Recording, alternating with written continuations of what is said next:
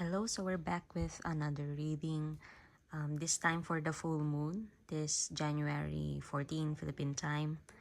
As usual, pili kayo ng pile from pile 1, pile 2, pile 3. So may mga trinkets dyan. Pick the pile that is calling to you. Do not overthink it, or kung ano yung una nyong napansin or ano yung mostly pinapansin nyo na pile is yun ang piliin nyo. So, pile number 1, we have the heart na may 3. Pile number 2, the crown. And pile 2, 3. Anyway, 3 is the pearl. Okay. Pile number 1, if you chose the heart with the 3, ito po yung message nyo for the full moon is January. Okay. 3 of Wands, 4 of Swords, 3 of Cups, Knight of Wands, the Moon, King of Wands, lot of Wands energy. Emotional healing. As your heart heals of old emotional pain, you receive new blessings and love. Okay. Love life. The basis of your question involves your romantic life, which is now changing for the better. Electric eel spirit, bring your ideas to life. And stabbed in the back. Heartbreak, pain, separation, deception, shocking attack. Okay, so may mga nakikita kong themes dito sa iyong full moon reading, group number 1. Group number 1, ang nakikita ko po sa energy ng mga cards is you have been dealing with heartache. You have been, yun nga, stabbed in the back.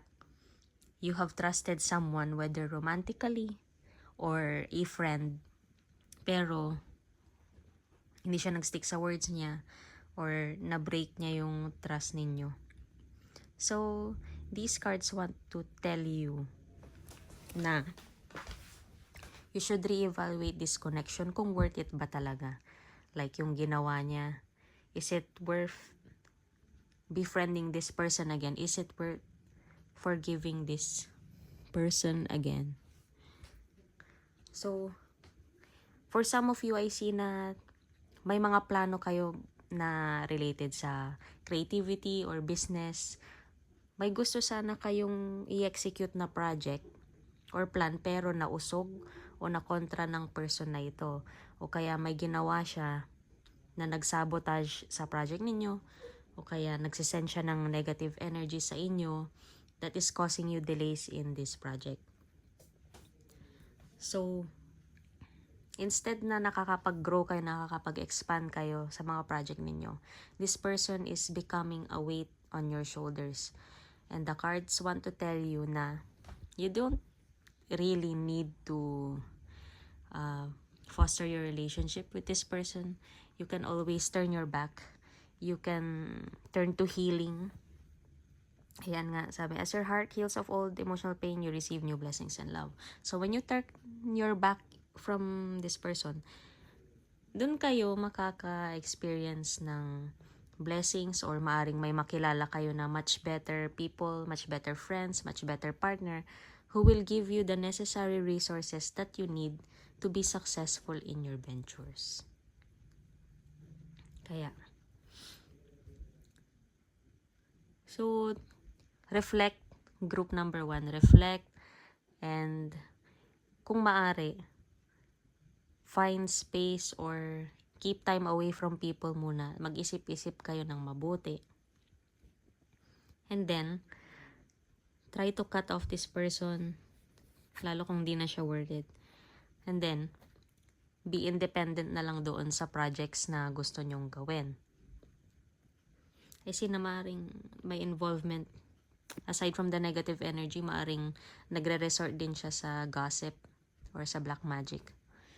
Okay, be careful na lang. So, Do your best to be as independent as possible. Bring your ideas to life, sabi ng Eel Spirit.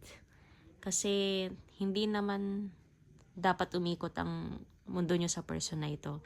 You are still able to network and you're still able to meet new people as long as you open your heart to it. So ayan, group 1, I hope that this reading will guide you and will serve you well. Bye. Group number 2, if you have picked the crown, this message is for you. Queen of Swords, Nine of Pentacles, Two of Swords, High Priestess, Nine of Coins. Oh, pareho pala, Nine of Coins, Nine of Pentacles. That's the same card, so there's emphasis on that. Nine of Swords. Spring, your desires fully manifest as the flowers begin to bloom. Okay. Summer, everything that you're asking for becomes yours in the summertime. So may dalawang season tayo, spring and summer. So it could be na may significance itong January to June, a season. Life is speeding up, Antelope Spirit. And karmic relationship, fleeting, triggers turmoil, resentment, lessons, letting go, and loving you. Teka, arrange natin.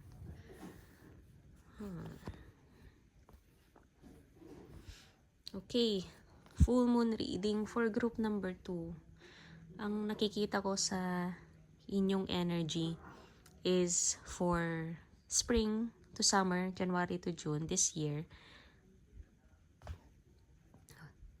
So from the full moon up to June, ganun katagal yung period ng reading na ito. I see na you will spend more time on isolation. May mga prominent female figures sa iyong buhay right now. Maaring ito ay matandang babae, your mom, your in-law, someone na you have been talking to, isang ka-fling or ka-fubu. So I see sexual energy here as well.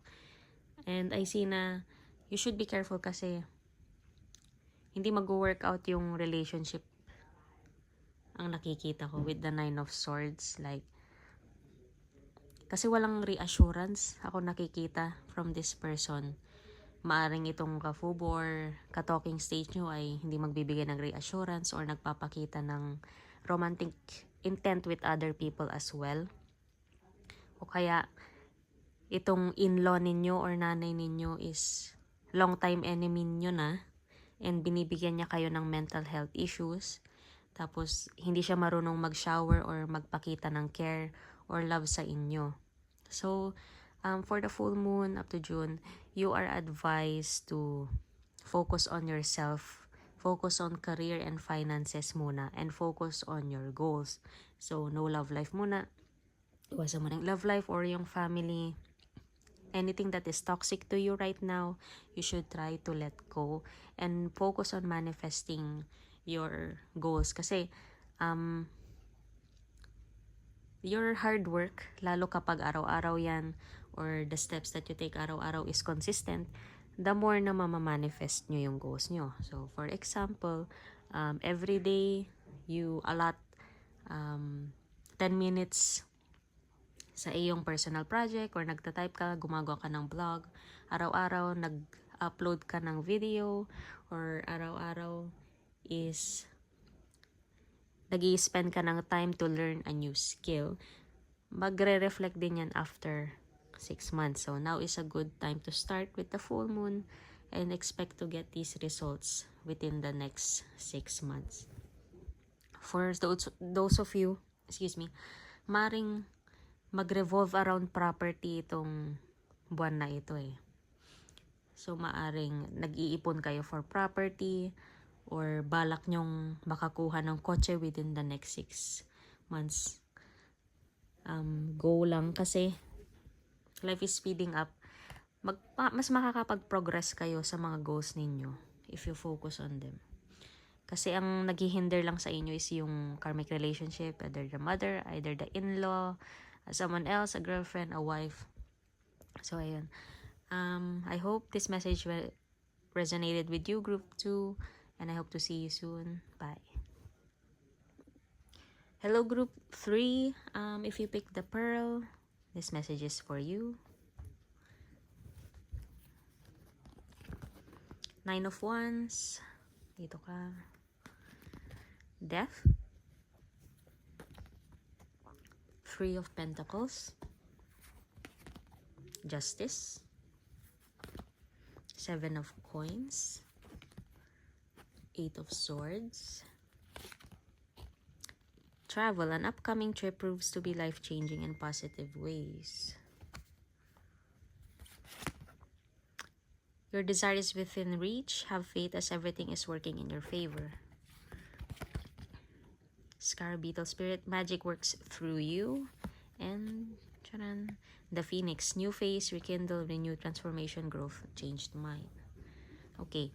Ang nakukuha kong energy sa inyo, Group 3, is likely majority of you want to relocate, want to change companies, and possibly migrate abroad. So, nakikita ko rito na may mga doubts din kayo. Like, may mga fears kayo, takot kayo siguro sa bagong culture ng company na papasukan nyo, takot kayo sa country na pupuntahan nyo, maaring takot ka sa mga ugali ng mga nakatira doon, takot ka sa new changes, mag-adjust sa culture nila, sa pagkain nila, takot kang iwan ang mga loved ones mo. So, sabi rito, kailangan mo magtiyaga. Anytime you can get these opportunities, kailangan mo lang lakasan ang loob mo at kailangan mo lang matuto na tanggapin na these changes are necessary para rin sa ikabubuti mo. Kasi like for example, maaring hindi maganda ang finances mo ngayon and these opportunities will help you para makabangon, maka-rise up, makapag-manifest ng mga goals mo. So, nasa sa iyo yan. Magic works through you. Yung oo nyo na lang or yung yes nyo na lang ang kailangan. Kailangan lang ng konting push. Kasi your desire is within reach. Ayan. Nandyan lang siya, naghihintay para sa'yo. So, a lot of travel is involved.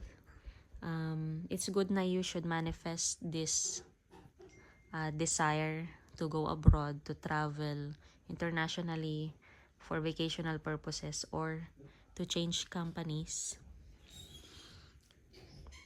This full moon ng January 14, Philippine time. I see na you will be involved in paperwork din kasi. Maring mag-asikaso ka ng visas or yung mga NBI clearance, what else? Or you will be involved in technology like mapapadalas ka na makipag-video call sa friends or family mo kasi nasa malayong lugar ka na. I see na for the first few years or first period ng change na ito is kailangan mo munang magtiyaga kasi maaring hindi pa ganun kalaki yung income or nag-i-start ka pa lang, naghahanap ka pa lang ng place to rent, so tipid-tipid muna. And focus sa health ninyo, lalo sa mga kinakain, dapat moderate lang. Maaring maging fit din kayo physically dahil sa changes na ito. Okay. So, magtiyaga. A lot of travel is in store and I see na maaring yung position nyo is one that helps you collaborate with others or maaring kayo yung nagmamanage ng team ninyo. So, face these changes. Out with the old, in with the new. That's it, group 3. Sana nag-resonate sa inyo. And I hope this advice serves you well. Bye.